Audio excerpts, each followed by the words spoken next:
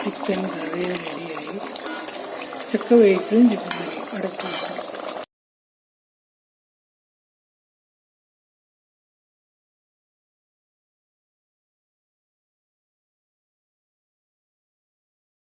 ചക്ക കുക്കറിലേക്ക് ഇട്ടു.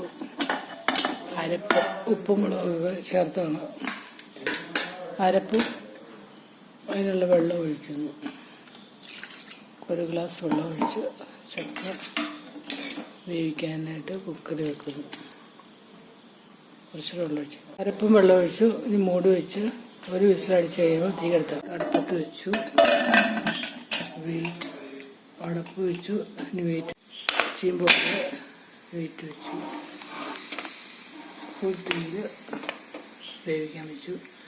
1 വിസിലടിച്ച് കഴിയുമ്പോൾ തീ എടുത്തു.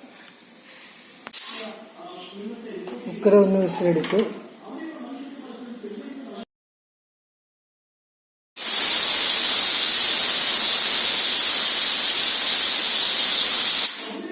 രണ്ട് വിസിലടിച്ച് തീയെടുത്ത് ചക്ക വെന്ത മണമൊക്കെ വരുന്നുണ്ട്.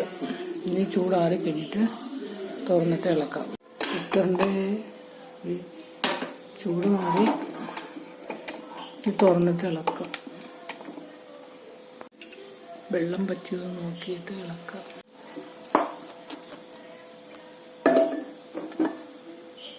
വെള്ളമില്ല. ഇനി ഇളക്കിയെടുത്താൽ മതി.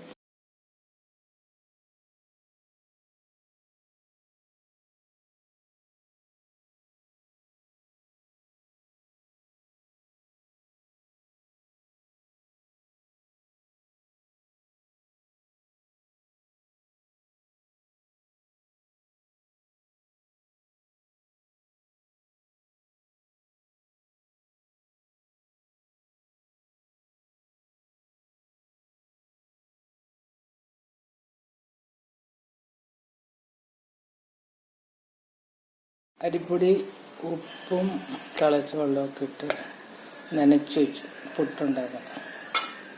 തേങ്ങ കണ്ടിട്ട് ഇതിലേക്ക് ഇട്ടിട്ട് മിക്സ് ചെയ്യുന്നു. ഇതിനകത്ത് ഒരു തുണി ഗ്ലാസ് വെച്ചു. അതിനകത്തേക്ക് പൊടി വാരിയിട്ടിട്ട് കിഴിപ്പിട്ടുണ്ടാക്കാം. ഇഡ്ഡലി പുഴുങ്ങുന്ന പാത്രത്തിൽ വെള്ളം വെച്ചു. ഈ തട്ടിലേക്ക് പൊടി വാരിയിട്ട് കിഴിയായിട്ട് പുട്ട് പിഴിഞ്ഞിടും. പെട്ടെന്ന് പുട്ടാക്കാൻ വേണ്ടിയിട്ട് കുറ്റിക്കകത്ത് വെച്ചാൽ ഓരോ കുറ്റി വീതം 5-10 മിനിറ്റ് എടുക്കും. ഇതിങ്ങനെ പിഴുങ്ങാം. പുട്ടിൻ്റെ പൊടി ഈ തട്ടിലേക്ക് തുണി വെച്ചിട്ട് അതിലേക്ക് വാരിയിടുന്നു. വള്ളിയിട്ട് കിട്ടും.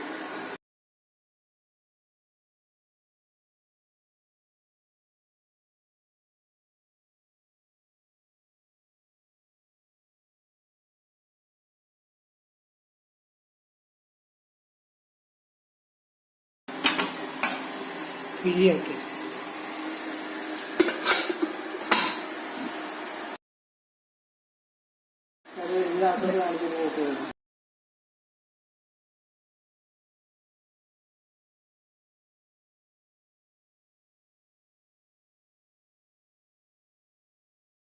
ഇനി കിഴിപ്പുട്ട് ആവി കയറ്റാൻ പറ്റും.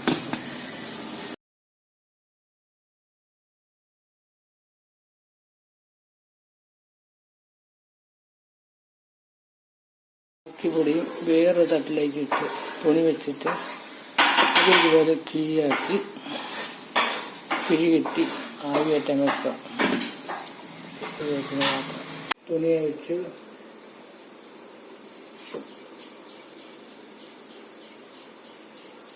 വെച്ചോ. അടുപ്പുണ്ട് അട. ഇനി ആവിയിൽ പിഴുങ്ങാനായിട്ട് വെക്കുന്നു. ആവി വന്നു. ഇതിൽ ആവി കയറാൻ വെച്ചേക്കും. അത് 10 മിനിറ്റ് കഴിഞ്ഞ് നോക്കാം വെന്തോ. കിഴിപ്പൊട്ട് വെച്ചിട്ട് 10 മിനിറ്റ് കഴിഞ്ഞ് ഇനിയിപ്പോൾ കിഴിയുടെ കെട്ടെന്ന് വെച്ചിട്ട് വെന്തോന്ന് ഇളക്കിയിടാം. ഇതിനാവി വന്നു. കിഴിയുടെ കെട്ടഴിച്ചു ഇടുന്നു. ഇത് തുറന്ന് വന്നിട്ട് മൂടി വെച്ച് 2 മിനിറ്റുകൾ കഴിഞ്ഞ് തീ കെടുത്തു.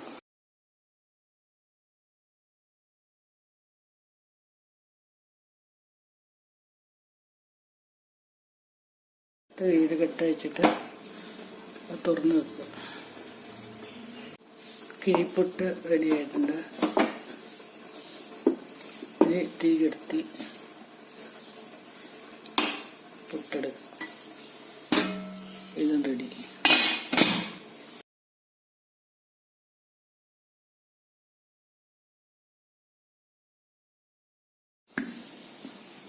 കിഴിന്ന് പുറത്തേക്ക് എടുക്കണം.